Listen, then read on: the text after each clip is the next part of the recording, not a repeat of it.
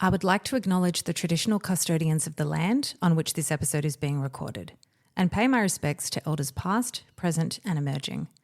I extend that respect to Aboriginal and Torres Strait Islander peoples today.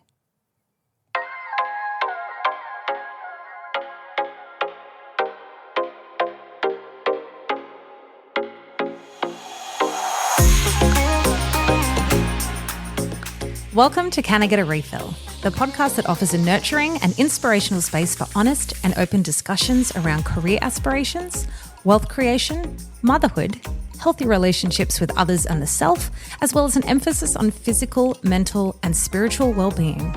Join us for light-hearted, authentic chats with like-minded women, as well as more in-depth discussions with industry professionals to support your ambitions and heal old wounds, as we empower you to regularly fill up your own cup. I'm your host, Steph Bruno-Newton, singer, writer, recovering people pleaser, first-time podcast host, and soon-to-be first-time mum. Thank you for pressing play today, and now let's get into the episode.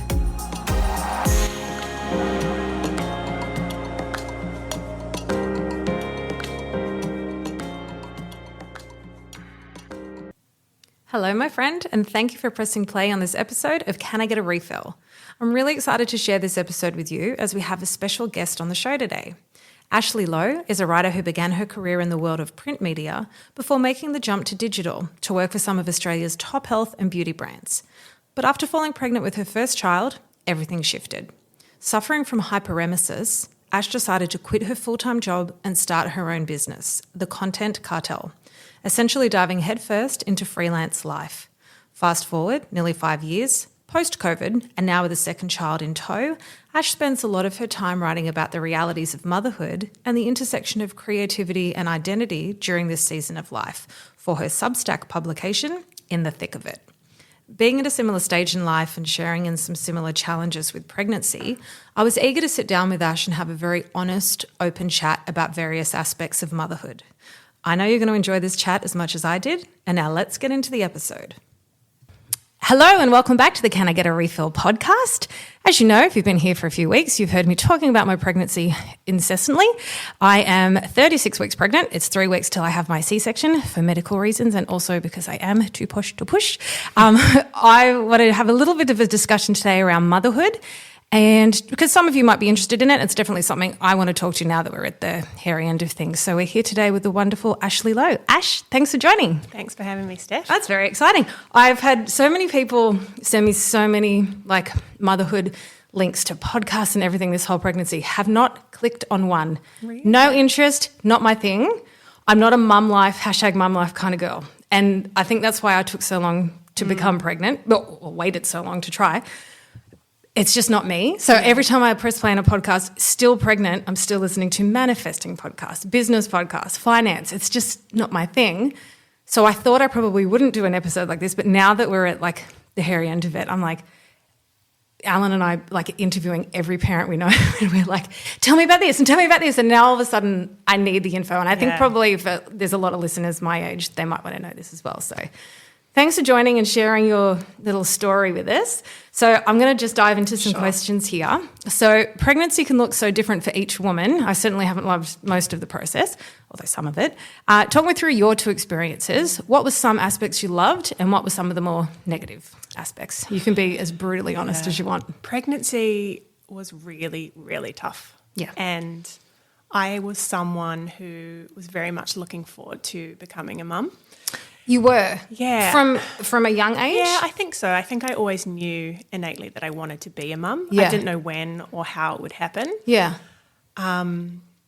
So when we found out we were pregnant the first time, it had taken about 6 months. Okay. And so we were really excited. Yes. But that was quickly, I guess the excitement was quickly dampened down because I got hyperemesis. Yes. And at that stage, I didn't even know what that was. Can you explain it briefly for those who don't know? I just started getting morning sickness and first-time mum, didn't know anything, didn't know any different, just thought, oh, this is run-of-the-mill morning sickness. But it quickly escalated and I was just nauseous 24 hours a day. Was sleeping the only reprieve? Yes, sleeping really was the only reprieve. Yep. And so it just robbed me of all the joy of that exciting period. At the time, I was working full-time, and thankfully my bosses had gone through hyperemesis themselves, so they very quickly knew what was going on. How blessed that aspect is. Yeah, so I was able to work from home a lot, but I ended up just spending my whole pregnancy basically on the couch. First time round, I was also a little bit anxious, as you are, so I didn't want to take all the medications. I didn't know that I should be going into hospital to get fluids. I was just suffering in silence, essentially. So pregnancy wasn't great. No. And then I know we touched on it before we started recording, but evolutionarily, if that's a word, you do block it out because there's something. I've read that even the pain of childbirth, some sort of chemical or hormone is emitted that makes you forget, or no one would have siblings. Exactly. Who the hell would go back a second time? Because I knew I wanted another baby, but it was a lot of trauma to kind of get over and get my head in the game again to go, right, okay, let's try. I really love when people tell honest stories like this, because mine was very, very similar but for a different thing. Yes, the first trimester I had really bad morning sickness, but it went straight away in the second trimester. But yeah, I love people sharing this because I very much felt the same way. Once you see the positive stick, it's very, very exciting. So I was super, super delighted, but I felt like I can't fake excitement when I feel like shit. Yeah. And I was very sick, but I was telling you I was born with a neuromuscular disorder called myotonia congenita, which just escalated unbelievably in pregnancy. And I have been on a walking stick for like basic movements have been hard. At night, if my muscles are so tight, I can't tie my own hair up. And Alan's like helping me for everything. To go from being a dancer to like last year in the gym, exercising twice a day, to hobbling across the road, getting the girls from work to hold me on either arm to cross the road to go get sushi. Not the raw sushi, don't worry. But it's like, how can you fake it? Yeah. I was actually just watching the Sex and the City episode where you watch Sex and the City. You quote it as much as I do in your writing, where Miranda's pregnant and she's like, I just had to fake a sonogram. She's like, it's a boy. How do you feel? And it's like, I'm just more pragmatic and practical about things, and I just haven't been super, super excited. And whenever I've talked about how hard this pregnancy has been, people, and I know they mean this from the loveliest place in the depths of their soul, but they're always like, oh, but it's totally worth it. And I'm always like, oh, I know it's worth it or I wouldn't be doing it. Yeah. And I feel like when you say that, it gives me, I've already got mum guilt and this kid hasn't even come out. And the guilt is like, I should be glowing with, just gratitude. And I am grateful and I'm so excited to meet this kid. But I fucking hate being pregnant. Yeah. If there was any other way, if I was Kim Kardashian, I would absolutely get a surrogate because I don't love it. Right, yeah. But just in the last few weeks, I got to say, actually I love looking at the bump because I'm like, oh, it really is cute. Like it's very egg-shaped. Yeah. It looks cute. I do remember loving the bump. Yeah. And the kicking. Yeah, because once they start kicking, you have a physical connection. Okay. Until then, it's quite nebulous. Thank you for saying that. So I have all my girlfriends said the same. No one was like planning their weddings, planning being a mum. We're all just Newtown people, are just all, out drinking and looking after their careers, right? And then one of my friends said, wait till he starts kicking.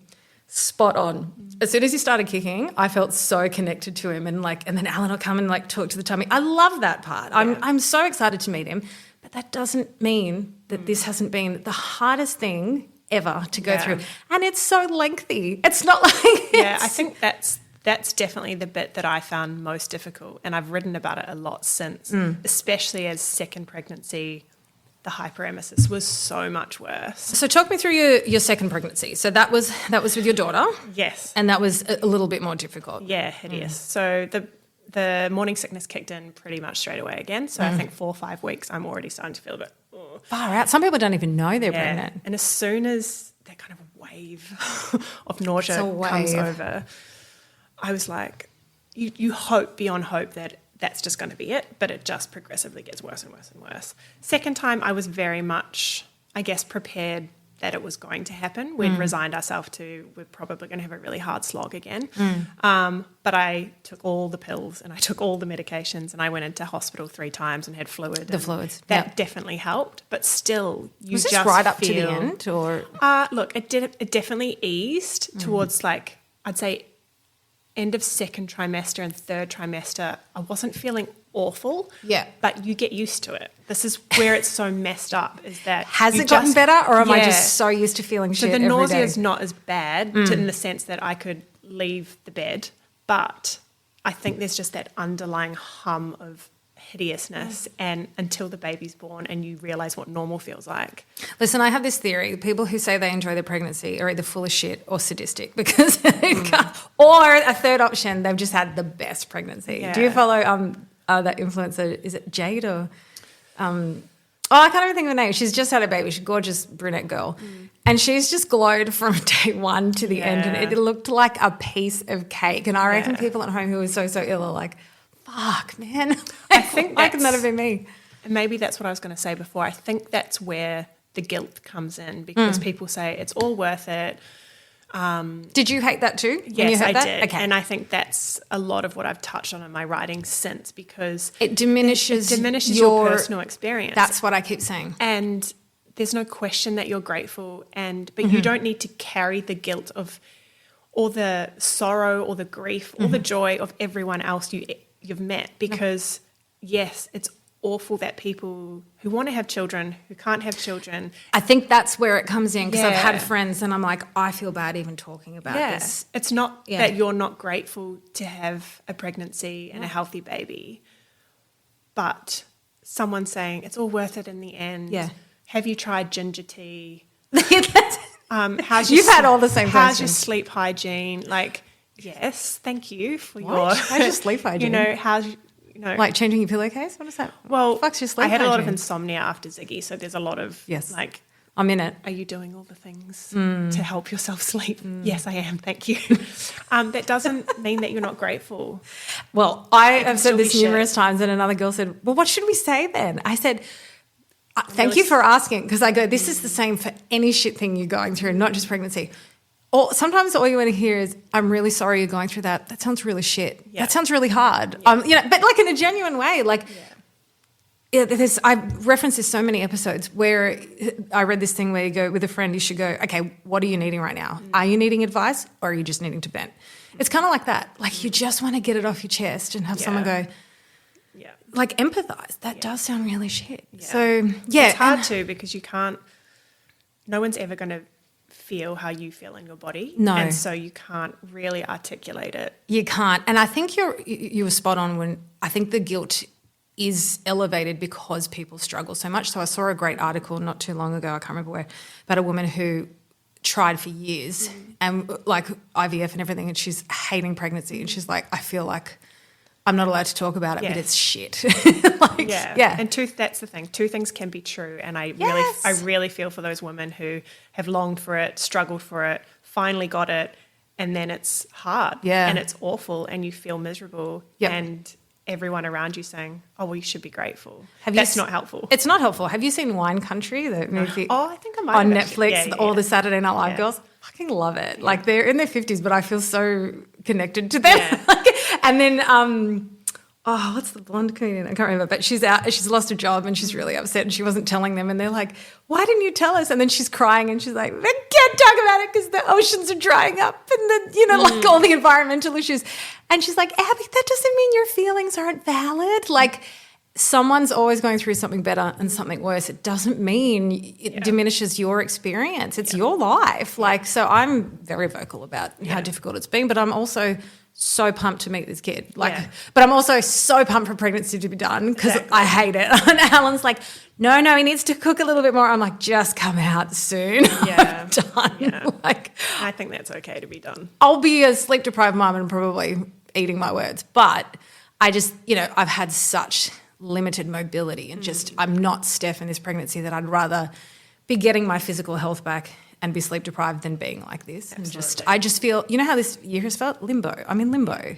And I reference this heaps. I keep saying to friends, a slingshot in the pulled back position. I go, I'm just waiting patiently for my time to relaunch, you know. So it's felt very much in limbo, but yeah, I'm really looking forward to the next phase. And I think right now that we're right near the end, I'm ready to go. You know, we've bought all the stuff, like I'm good to go. You're done.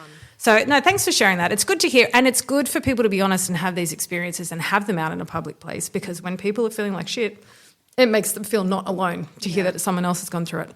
How planned were you heading into motherhood? Did you do a lot of reading or classes, or choose to be more of an instinctual mother? Because I was saying to you, I haven't listened to a thing.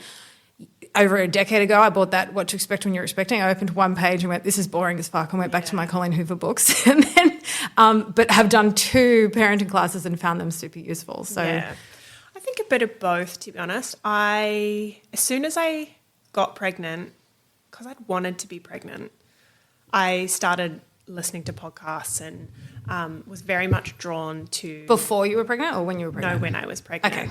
Very much drawn to other people's experiences. But I think that's just the type of person I am. I love reading memoir. I love writing about my own life. I love reading about other people's lives. And so I did listen to personal stories like Australian birth stories and things like that. Yeah, that was one of the ones recommended to me. Rather than advice podcasts or anything like that. Okay. It feels more real when people are telling their experience rather than preaching. Nice to kind of hear how everyone's going. But was it like some traumatic shit in there, or? Yeah, but I mean, I didn't carry that. I wasn't anxious in my pregnancy about birth. So I think it depends on the type of person you are. I think if you're an anxious person and you're worried about the birth, were yours natural or both? They both were C-section. First was emergency and second was planned. Was the plan better? Yes, because I knew what was coming. Just because I've got a planned one in, and I've had a lot of friends that have been in labour for hours and hours and hours, and then had emergency C-section, and it was just traumatic. Yeah. And the doctor's saying to them, "Oh, the recovery with a planned C-section is so much better." So I'm like, I don't want him to come early. I want to let's hang till the date. The planned one definitely, because your body doesn't go into that kind of crazy, intense labour state. So you miss all that. Yeah. So I guess your body's not under so much pressure. Yeah. I just want to, do you know what I picture? Like just being wheeled in very calmly, giving me some nice endone at the end of it. Lots of endone. Having a little bit of that skin to skin and then having a little nap. That would be really nice. This is what I'm trying to manifest. Fingers crossed. Hey, I've had such a tough pregnancy. The universe owes me one. Yeah, exactly. Exactly. So, all right. So you found those stories useful. Yeah. And I think and that's kind of evolved, I guess, every age and stage that I've been in is what the kind of content that I consume. So you're still consuming content, but you're now onto the toddler content. Exactly. And so I love, like, you know, there's some great parenting podcasts out there where it resonates because they've got kids the same age. Yeah. I still love reading personal stories and articles about, you know, people in the same age and stage of life that I am. But I've kind of steered clear of all the, you know, this is the sleep program that you should be following, and this is the schedule. I don't like the word should in any situation, so that can put pressure on you, and I'm sort of the same with, I'm a bit nervous about the whole breastfeeding thing. It's not something that I want to do, but I'll try, but I might have a medical issue that might prevent me, but I'm really grateful that no one has put pressure on me, and like everyone's like, the woman who ran the parenting class said, absolutely the best thing for a child is a happy mum. If it's not working, go to bottle. So I felt good that the pressure's off because I didn't want to feel anyone coming down on me with their opinions. I get so anxious when people tell me what I should be doing. So that's, I think, why I've steered clear. I think it's good to get those kind of things clear in your mind before baby's here too, because you just don't know how birth's going to go. You don't know what your baby's going to be like. You don't know what the sleep's going to be like. The hormones are completely wild, and you will be so joyful and so upset all at the same time.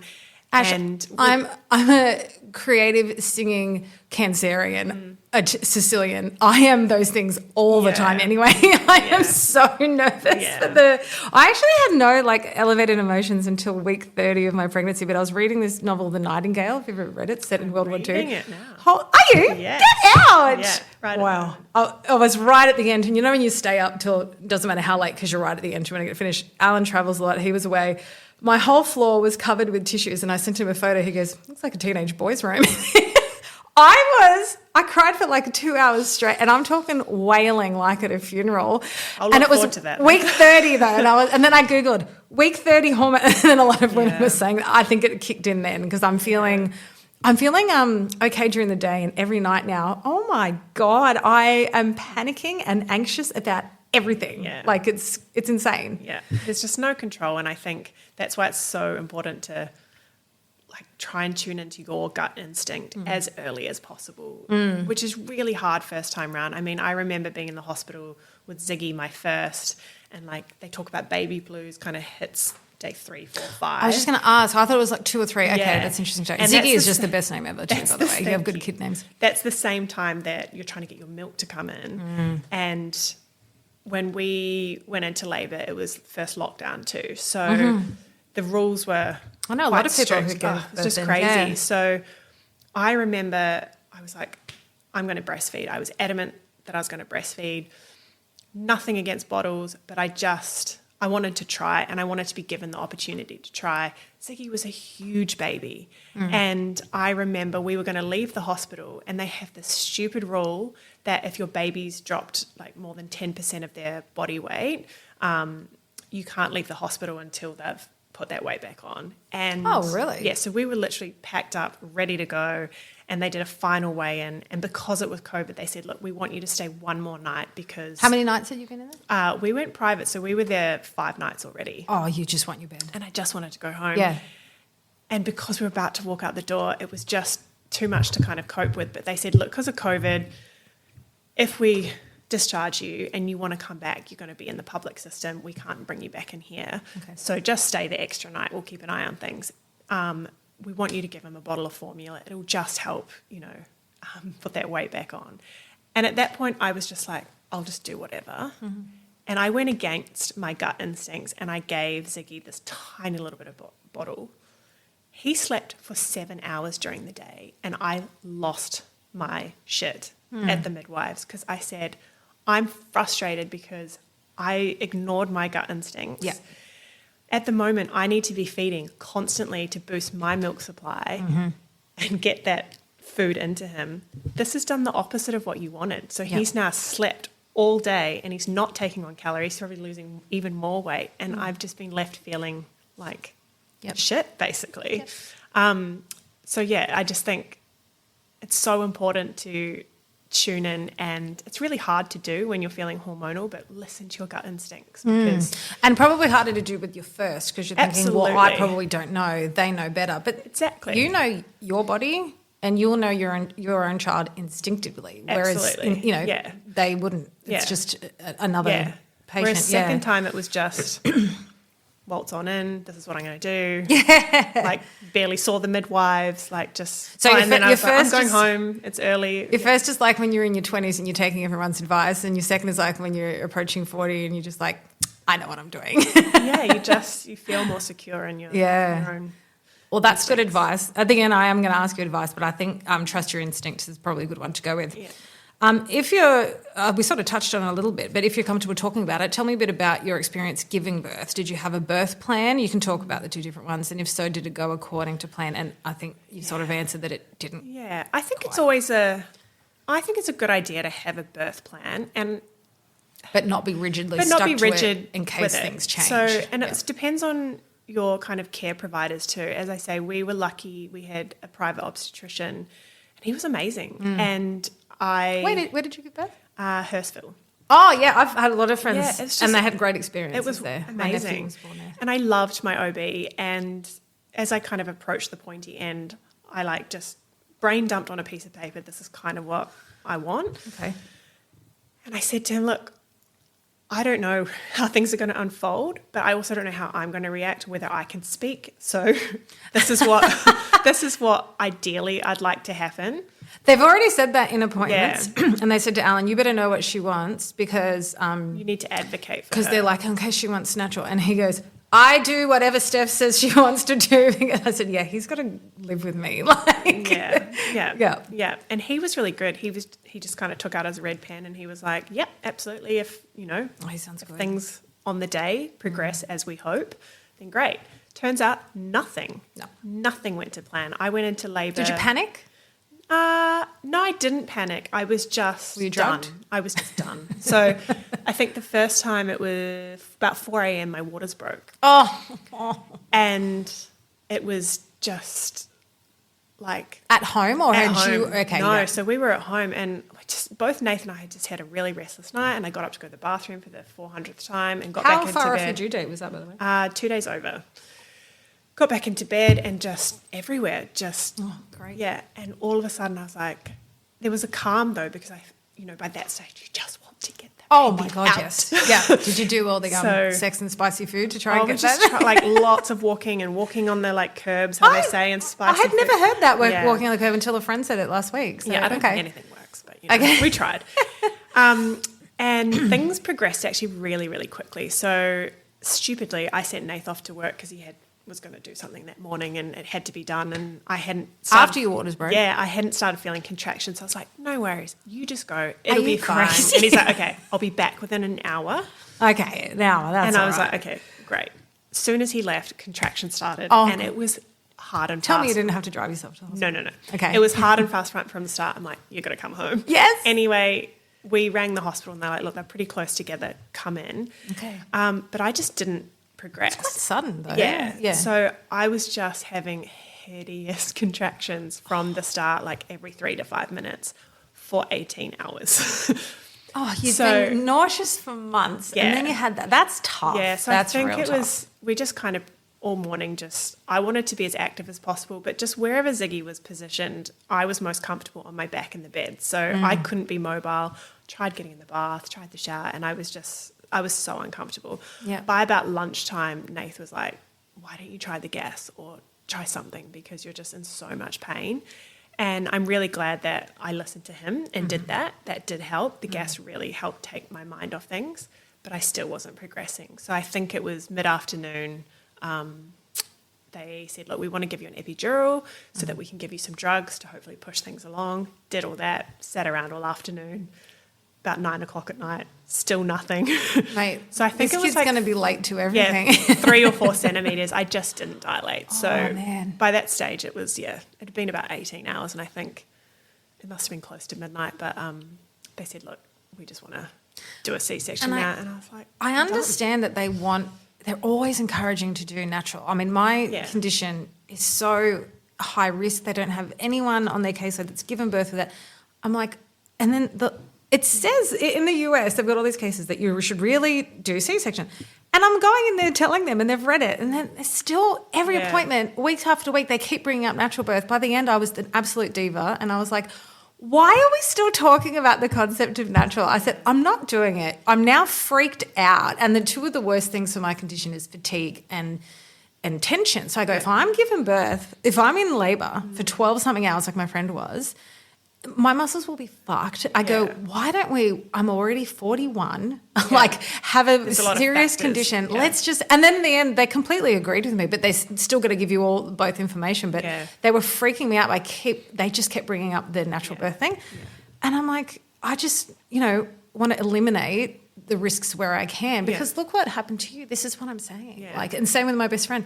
You could have eliminated all that hours because you ended up doing the C-section anyway. Yeah. So it's a hard one. Look, I think there's pros and cons of both. Absolutely. I get it. I think if someone wants to have a C-section, it's absolutely their right to do so.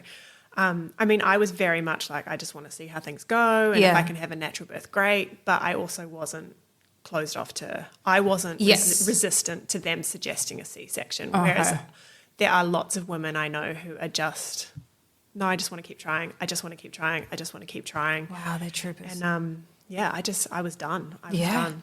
So second time having it planned was it just took all that It's more anxiety away. seamless. Yeah, because I don't know, I was just like you, I think, just let's Wheel me minimise in. Let's the risks. Yeah. I've had a really hard pregnancy. Yeah. Let's just do And I this. kind of think the child will be coming into this world in like a more calm environment instead of the mum being so fatigued, so exhausted, just so stressed. But I was always pro-natural because my greatest concern and still is postnatal depression. And I thought, I love exercising, I love a routine, I want to just get straight back into, So I was like, natural, I'll probably heal better. But given what's happened with my muscular condition, I was like, no, I'm the opposite now. I'd rather And I'm hearing good stories from people who've had C-sections, but I get it. It's pros and cons of both. I mean, I've recovered well both times. I think Okay. also, like you, I was a very active person prior to having children. So that was tricky, losing the ability to just go out for a run or go to the gym or whatever. But you're out with your baby walking all the time. And well, that's the thing. I'm looking forward to getting into the walks. And because I've been so restricted with my workouts, with my muscle condition anyway, it's mentally adapted me. So I've actually adapted. And it's weird because I was a, heavy weightlifting, high intensity workout person to like a walk is a struggle. You know what I mean? So I'm like, it's all right. You'll feel the freedom, I think, very quickly. Yeah. Well, I used to do the Esplanade walks all the time. I haven't been near that water for 6 months because I just can't do it with a walking stick. Like, it's too hard. I said, I'm going to cry. I said to Alan, because I've set up the pram, I said, I'm going to cry when I first see that water. And I said, when you see all the same oldies out there, and I'm like, they're going to think something happened to me. I'm going to be so excited to see all the same people. So, I'm definitely excited to get back into routine. And I'll be healing as spring hits. So I'm actually quite happy to give birth in winter. Yeah. All right. Thanks for sharing that again. So as I said, as we record this, I'm 3 weeks from my planned C-section date. So talk a novice mum like me through the first few weeks in particular. This is what the horror stories I'm hearing in particular. Because, you go from just thinking about the birth to all of a sudden thinking, oh, fuck, I've got a little person to take care of. So talk me through in particular your first time as a mum. How did you find the first few weeks mentally and physically as your body healed?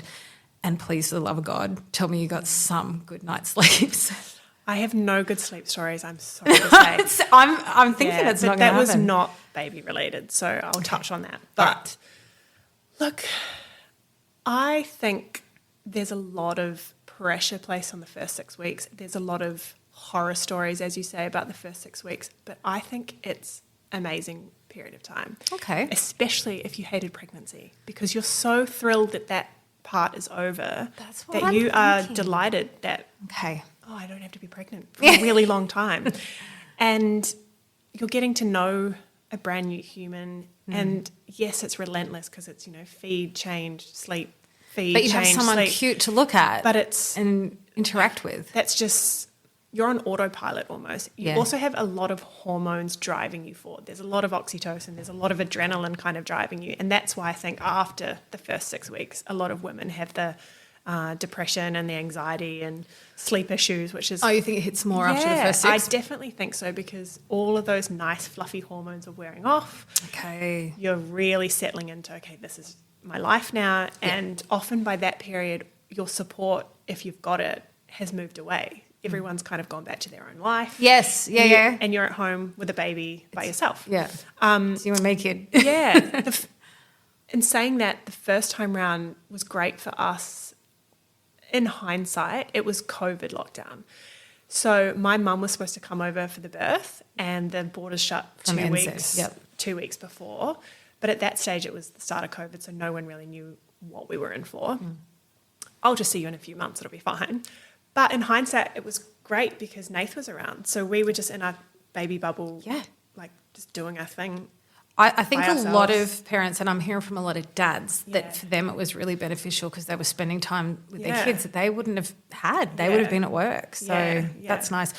I'm a little nervous because I'll come back to all that. I'm just seeing a lot of things lately, like this, like some friends and this vlogger I watch where on the 7-month mark, like the kid's 7 months, and they're like, he just slept his first full night through, and I'm like, fuck, I'll be back at work at 6 months, or like 5.5 or 6 months. And I'm like, how am I going to function? But everyone's always like, you kind of just do. You just do because your body gets, it's not like you've gone from, I think that's why pregnancy prepares you, because you're getting up 100 times in the night, right? Every 1 to 2 hours. Yeah. So by the time the baby arrives, you're kind of already restless. Yeah. And it's not like, I mean, there are some bad nights, but you're not up every 20 minutes. Okay. Every single night till the end of time.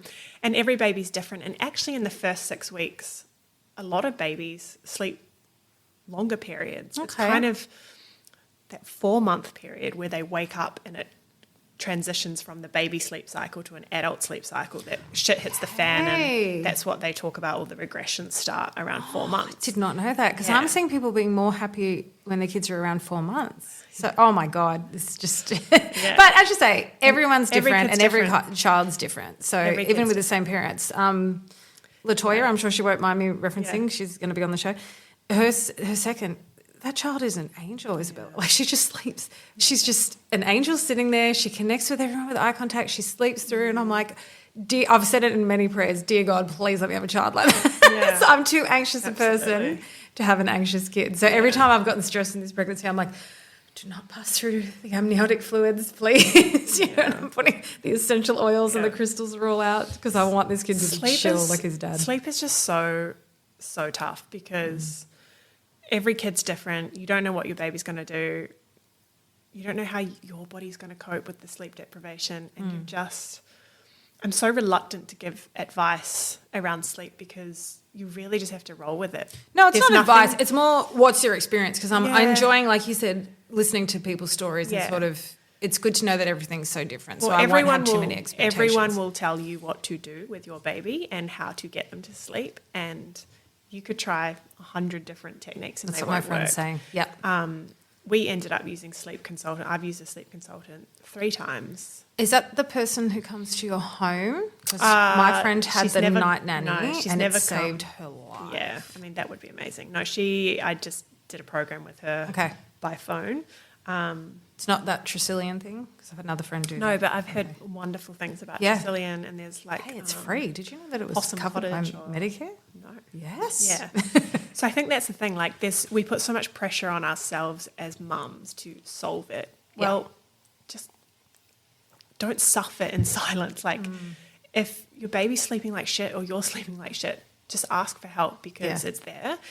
But make sure that you are speaking to someone that you trust and respect, and you're not taking on all the advice, because... But it's easy to say to me now when I'm getting sleep, this is my concern, because I've said to Alan, okay, if I'm looking like I'm really down and it's been more than 2 weeks, you need to drag me somewhere, because that means I've hit it. I'm in depression. And then I won't listen to anything. It's like then I'm in doom and gloom mode. Like, I haven't been there for many years, but I am terrified, because when you're so sleep deprived, nothing makes sense. Like, I had a friend who was just struggling insanely, and she's always been a pretty chill person, had a night nanny, and she's like, I feel like I have my life back. Like, she went and did a yoga class, and she's like, literally one good night's sleep and I feel like it's all okay, because she was just, it was so hard to watch. It was really upsetting. So, well, I unfortunately didn't have a good experience with sleep, but as I said, it wasn't Ziggy's fault. I got postpartum insomnia, which I had never heard about. All right. And that kicked in probably, I would say, within the 6 to 12 week mark. And one night I just went to bed and didn't sleep a single minute. Like, just staring at the ceiling? Just, the whole night. And I thought, that's weird. Oh, well. Next night happened again, and I panicked. And so we went off to the doctor, and... And you were breastfeeding, so it's not like you can really take things. No, exactly. And I was like, this is very unusual. He said, look, could be postpartum insomnia, but we don't really know much about it. Good luck. Anyway, it just spiraled, and for the best part of a year, 3 to 4 nights a week, I wouldn't sleep a single second. Oh, my God. And how do you function the next day? I didn't. Would you have naps during the day? Because I get insomnia sometimes, and I have my best sleeps on the train, like mouth open, head back. But in my bed, my mind, from 11 p.m, I get this second wave of energy, and so does my son, because he starts kicking at 11 p.m. And I'm just staring at the ceiling. I find it really hard to fall asleep. Yeah, it felt like torture, and it is torture. It was hideous. There's nothing I could do. My instincts very much told me this is hormonal. This is something physiological that I can't control, because all your sleep peppermint teas and, as I said before, the sleep hygiene stuff. Like, are you making sure you're going to bed at a good time? Doesn't and is do your room shit dark? when it's full insomnia. Yeah, and I really struggled with that. Okay. Stop giving me advice. Saw a psychologist, because unfortunately what happened is the sleep triggered anxiety, and I'd never had anxiety before. Okay. And advocating for myself and saying, I don't have anxiety that is causing a sleep issue, because I understand that's a real condition as well, obviously. No one's listening to me. I have insomnia that I can't control, and I'm not sleeping, and I have to look after a baby, and that has triggered anxiety. So it could feel like a real gaslighting thing when no one's listening to you, like it's... Yeah. And naturally I became anxious about going to bed, and anxious that I couldn't sleep, and anxious that I couldn't function. And it was... And the longer it goes on, the worse it just went on and on and on and on. We had a lot of family trauma that year too. It was COVID. There was a lot going on. So yeah, it took about a year before it started to peter off again. And funnily enough, it was around... This is my first. Yeah. So this was around the time that I stopped breastfeeding. So I knew my hormones are shifting again. This is going to be okay. It'll ease. And it did. It did? It did, okay. Yeah. So I still get insomnia sporadically, but nothing like that. I find most women do. Yeah. I got to say that. I find every man I know, their head hits the pillow. I know. And it's a hormonal thing, right? For sure. But also... You've ever seen that Sarah Jessica Parker movie? I don't know how she does it or something. It's not a great movie, but she's like, we're list writers. She'll lay in bed and then mentally write the list of what she's got to do the next day. So I find that, you know, if I don't have anything important the next day, I can pretty much fall asleep. But if I've got like something on the next day, I really struggle to fall asleep. So I think that's really normal for sure. I think so. That for me was very much why it took a long time for me to get my head in the game and go, I want to do this again. Because while pregnancy was hideous, I was terrified that I was going to get insomnia again. Thankfully, it didn't strike like it did the first time. I had a couple of nights fairly early on where I got it, and I panicked. Yeah. Very much panicked. I feel like I would hate that even more than the morning sickness. It was... I mean, they're both bad. It was just very scary. But I think second time round we were proactive, and we were like, right, if this happens again, we are immediately seeking help. We'll try anything. So, That's awful. Yeah. What was my line again? That's really tough. I'm sorry you went through that. No, seriously. Yeah. I now have a new fear unlocked. Well, that was, sorry. That was worse because my baby was sleeping and I wasn't. And so as a mum, you're told, sleep when the baby sleeps. I brought this up in the parenting class. When they say sleep when your baby sleeps, I said to them, I don't think I'll be able to fall asleep because I'll just be like, you know, like a cat on edge that he's going to wake up. I was going to say he's going to wake up. So I got to be, you know, I can't sleep through that. I don't see how I'm going to sleep when that kid's sleeping if it's only for like 2 hours or something. I reckon I'll still just be sitting there on guard. I think it's very much working out what your triggers are and how to cope with it, because it took a lot of work and therapy to work out the fight, flight, freeze response. So initially, Nath was really great. He was like, right, let's get up, let's watch TV or read a book or do this. And it took a really long time for us to work out that I freeze. Okay. And so if it hit, I couldn't get out of bed. I was like paralyzed by fear. And so I have experienced that, where in your head you're like, you'd be better if you just get up and go to the couch, and you just stay there and stare at the ceiling, and then you look at your watch and like 40 minutes to an hour is gone. Yeah. So once we worked that out, it was easier to manage because I was like, right, no, actually I just need you to like lie here and hold me. Yeah, okay. And he bought me a Kindle. Changed my life because I didn't have to move. I could just turn the light on and read a book without turning the I didn't whole have to lamp get on. up and turn a lamp on or sit up or find a book or get a cup of tea, or I didn't have to do anything. So because reading does help me rather than watching TV or something. So if I get insomnia now, that's what I do. I just roll over and Kindle. But I guess it's different for everyone. But No, but that's your baby good. will sleep. It's fine. Will I sleep? This is no, seriously. The lack of sleep and the postnatal depression is definitely my biggest fear. But you know, I can't can't preempt everything. Yeah. You just got to do what you can. And having a supportive partner, oh my God. Like, seriously, like, all praise to single mums. How the fuck can you do it? Like, I'm stressing for the nights when Alan has to go away for one night interstate. I said, I am going to freak out if it's just me here and this child and you're not here. But I haven't met the kid yet. Something instinctually could take over where I'm like, I got this. Whereas now I am thinking. I think it absolutely does. It's so wonderful to have support. But I think, and maybe this is true later on in the journey, but Nathan and I often laugh. If I have to work late and he's, picking up the kids, giving them dinner, putting them in the bath, getting them ready for bed, there's not a single argument. It's smooth sailing because they're not playing you against each other. Yes. And there's no fighting for attention. There's no battle. Yeah. And it's the same. If Nate's not there, the kids can be angels and you just get shit done. Yeah. Because you don't have to rely on anyone else. So I think pros and cons to both for sure. Yeah, okay. That's interesting. Jumping into Pause's conversation. As Ash and I had a lot of areas to discuss, I decided to split our chat into 2 episodes. Be sure to return for our next episode where Ash and I conclude our open and honest chat on being a mum and balancing our sense of self. There is no resource more valuable than time, and I thank you for spending your time with us today. Your voice is so important to us, and we would love to hear which topics you would like discussed in future episodes. Please reach out via Instagram at Can I Get a Refill podcast or in our private Facebook group to let us know. If you enjoyed this or previous episodes, we would be so grateful if you could please subscribe, rate and review to help our voices continue to be heard. Catch you in the next episode.